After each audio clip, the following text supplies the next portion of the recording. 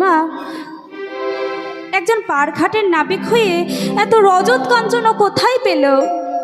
আমার মনে হচ্ছে ও নিশ্চয়ই কোনো চোর বটে।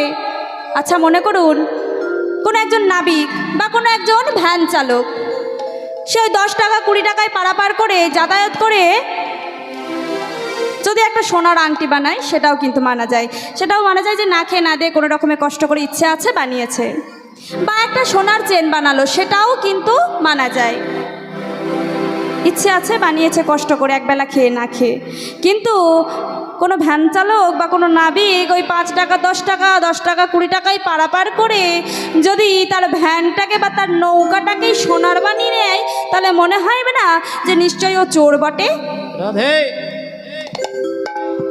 তাই বলছেন বুড়িমা, আমার মনে হচ্ছে ও চোর বটে।